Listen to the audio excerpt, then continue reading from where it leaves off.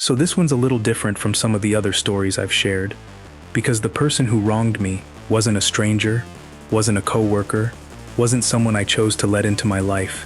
It was my own family. And honestly, even now, there's a part of this that still feels strange to talk about, because you're supposed to love these people unconditionally, right? That's the whole deal with family. Turns out, unconditional only goes one direction sometimes. I want to tell you the whole thing properly, because the ending genuinely surprised even me, and I think you need the full picture to understand why. Let's start with my dad. My father built a business from absolutely nothing. I mean that literally, not in the exaggerated way people sometimes talk about their parents. He started a small specialty hardware and tool supply company in his mid-20s, working out of a rented storage unit before he could even afford a proper storefront. And over almost 4 decades, he turned it into something that actually mattered in our city. 3 locations by the time he was in his 60s, a name people recognized, contractors who'd been buying from him for 20, 30 years. I grew up in that business, in the way kids do when a parent's company is basically a member of the family too. Weekend shifts, stocking shelves, starting at maybe 12 years old. Summer jobs through high school doing inventory. I knew that place inside and out by the time I was an adult, probably better than I knew most things. There were 3 of us kids, me and my 2 siblings, who I'll call Marcus and Diane for this story, not their real names obviously. Marcus was the oldest, always positioned himself as the natural heir to the business, very vocal about it, very much the golden child in our dad's eyes for most of our lives. Diane was the middle one, and honestly mostly just rode along with whatever Marcus wanted, never really had strong opinions of her own about much of anything as far as I could tell. I was the youngest, and I think, looking back, I was always treated a little differently, not in some dramatic, obvious way, just smaller things, decisions made about the business, about family money, about pretty much anything significant that happened in rooms I wasn't invited into. I actually worked at the company as an adult for almost 6 years, did the job well, by every measure that matters, built out an entire online ordering system for the business, almost completely on my own initiative, back when my dad was still skeptical that the internet thing mattered for a hardware supply company. Turned out to matter quite a lot, actually. That system ended up accounting for nearly a third of total revenue within a couple years of launching it. I bring that up not to brag, just because it matters later. I want you to understand I wasn't some absent, disconnected family member who showed up wanting a piece of something I never contributed to. I was actually in it, hands dirty, genuinely invested, for years. Then about 5 years before this story really kicks off, I left the company. Not dramatically, no big blow up, nothing like that. I just got an opportunity in a completely different field, something I'd actually wanted to pursue since college, and I took it. My dad wasn't thrilled, I could tell, but he didn't fight me on it either. Said something like, well, the door's always open if you want to come back. And that was basically that.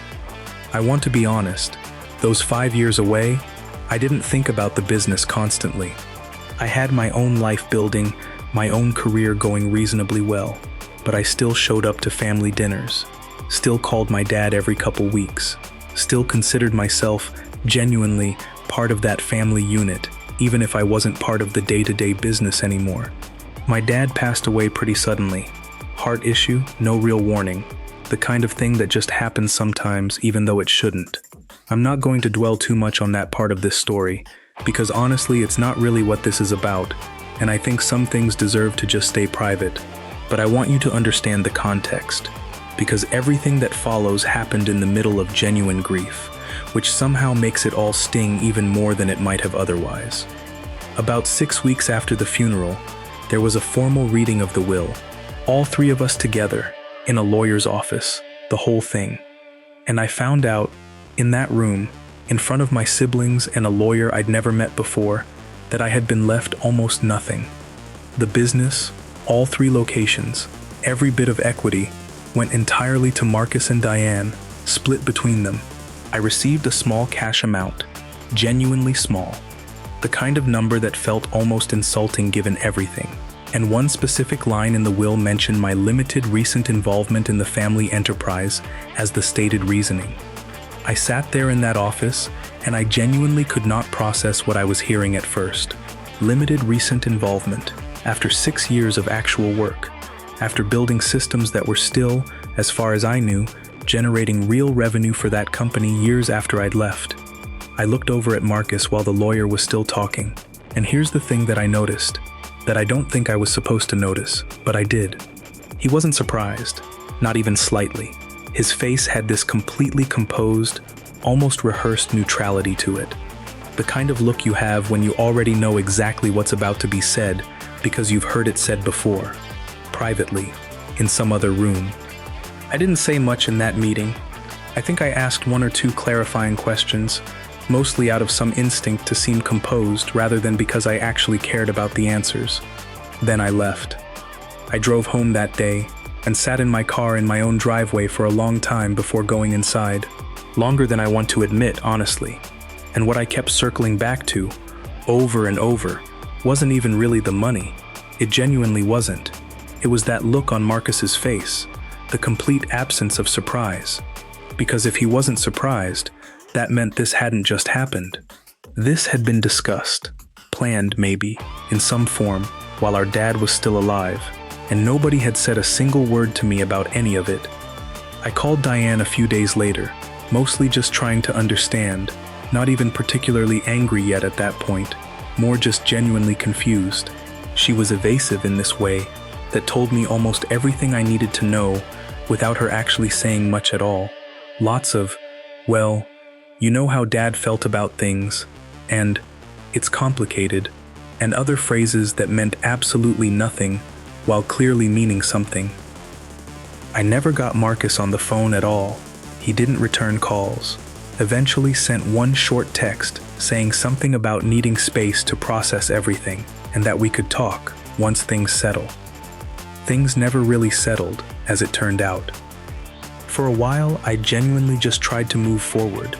I'm not going to pretend I immediately launched into some grand plan, because that's not actually how this went. For probably 4 or 5 months, I mostly just grieved, honestly.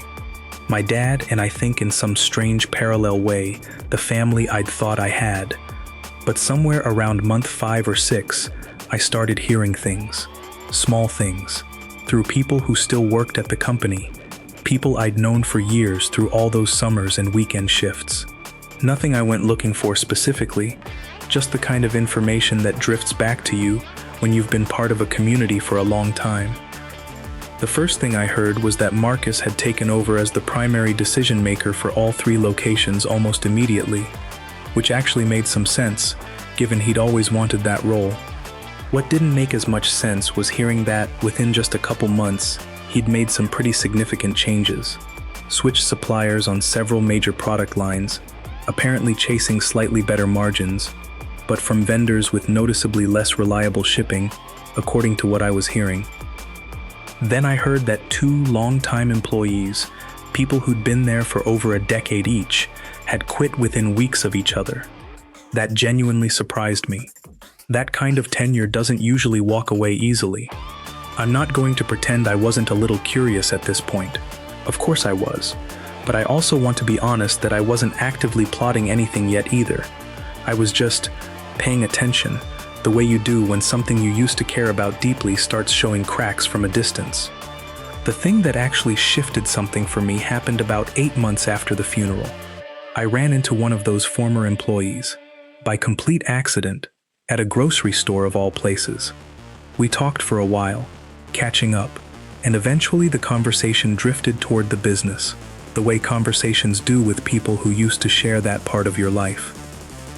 And what she told me, fairly bluntly, fairly openly, since she clearly had no remaining loyalty left to protect, was that Marcus had been making decisions almost entirely on instinct, with no real financial planning behind most of them, that he'd taken out a fairly significant loan against one of the locations to fund an expansion he'd been talking about for years, an expansion that, as far as she could tell, hadn't actually been properly modeled out financially at all, just sort of decided on, the way Marcus had always decided things, with total confidence and not much else. She also mentioned, almost as an aside, that the online ordering system, the one I'd built years earlier, had basically been left completely unmaintained since I left. No real updates, security patches ignored, and apparently it had started having actual problems. Customers unable to complete orders sometimes. Glitches that nobody internally seemed to know how to fix because, as it turned out, I was apparently the only person who'd ever really understood how the whole system worked under the hood. I remember standing in that grocery store parking lot afterward, just sitting in my car again, the way I had after the will reading. And this time, what I felt wasn't confusion. It was something quieter, and honestly, a little uncomfortable to admit out loud. It was something close to recognition, like watching a structure you use to help hold up start to lean, slowly, in a direction you'd actually predicted a long time ago without ever saying it out loud. I want to be really clear about something here, because I think it matters for how you understand the rest of this story. I did not sabotage anything. I didn't hack a system, didn't call vendors to warn them off, didn't do a single active thing to push that business toward failure. What I did do, eventually, about 10 months after the funeral, was respond to an email. Marcus actually reached out directly for the first time since everything happened. Not an apology, nothing close to that. A business email, almost shockingly transactional given everything, asking if I'd be willing to come in as a paid consultant to look at some issues with the online system, since apparently nobody currently on staff could figure out what was wrong with it. I sat with that email for 2 full days before responding. Part of me wanted to just delete it and move on with my life entirely. Genuinely, that was a real option I considered. But another part of me, and I think this is the honest core of why this story ends the way it does, wanted to actually see, with my own eyes, what had happened to something I used to care about so deeply. I responded, said I'd be willing to come in for a consultation at my standard professional rate, no family discount, nothing personal implied either way, strictly business. Walking back into that building for the first time in over 5 years was genuinely strange. Familiar in this almost uncomfortable way, like visiting a house you grew up in after someone else has moved in and rearranged everything slightly wrong. Marcus met me in what used to be my dad's office. He looked older than I expected, in a way that wasn't really about his actual age. Tired, mostly. The kind of tired that comes from carrying something you're not entirely equipped to carry. He walked me through the situation with the online system, and within about 20 minutes of looking at it, I understood exactly what had gone wrong. It wasn't even particularly complicated, technically speaking. Just years of neglect compounding on itself, the kind of thing that happens when nobody maintains infrastructure because nobody understands it well enough to know it needs maintaining. I quoted him a number to properly fix it, a real number, reflecting actual hours of work, nothing inflated, nothing punitive. He visibly winced at it, in a way that told me something about the broader financial picture of the business that he hadn't explicitly said out loud yet. So I asked him, directly, how things were actually going. Not the polite version, the real version. And for the first time since our dad died, Marcus actually told me something close to the truth. The expansion loan had been a serious miscalculation. The new suppliers, the ones with better margins on paper, had caused enough fulfillment delays that they'd lost several long-standing contractor accounts entirely. Accounts that had been with the business for 15, 20 years in some cases. The 2 employees who'd quit early on had taken a meaningful amount of institutional knowledge with them, knowledge that apparently nobody had bothered to document anywhere before they left. And the online system, the broken one, had been quietly bleeding away a portion of revenue for months, customers simply giving up on orders and going elsewhere instead of dealing with a glitchy checkout process. Marcus told me all of this with this strange flatness in his voice, like a man reciting facts about someone else's failing business rather than his own. I think, looking back, that was probably the moment he understood, really understood, just how much trouble things were actually in. I fixed the system. Took about a week of focused work. I did it properly, professionally, took the payment we'd agreed on, and I left. I genuinely thought that might be the last meaningful interaction I'd have with that business. It was not. Over the following 2 months, I heard more, again, mostly through people who still had connections there, occasionally directly from Diane, who started calling more frequently once things were clearly getting worse, looking, I think, for some kind of reassurance I wasn't really in a position to give her. The expansion loan payments were becoming difficult to manage, given the revenue decline. One of the 3 locations, the smallest one, was operating at a sustained loss for the first time in its entire history. Marcus, apparently, had started making increasingly erratic decisions, the kind people make when they're underwater and grasping for something, anything, that might fix things quickly. He brought on a business partner at one point, someone neither Diane nor I had ever met before this, in exchange for a capital injection that bought maybe 4 or 5 months of breathing room before the underlying problem simply resurfaced in a different form. I want to be honest with you. There was a period during all of this where I felt something uncomfortably close to satisfaction watching it unfold. I'm not proud of that, particularly, but I think pretending I felt nothing but neutral observation would be dishonest.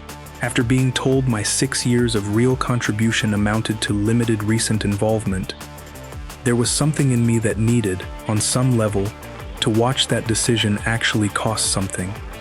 But that feeling, the satisfaction, it didn't last as long as I expected it to. Mostly because watching my father's actual legacy, the thing he'd built from a storage unit over 4 decades, slowly come apart, that part never actually felt good. Not once, even when the people responsible for it were the same people who'd cut me out of any stake in it.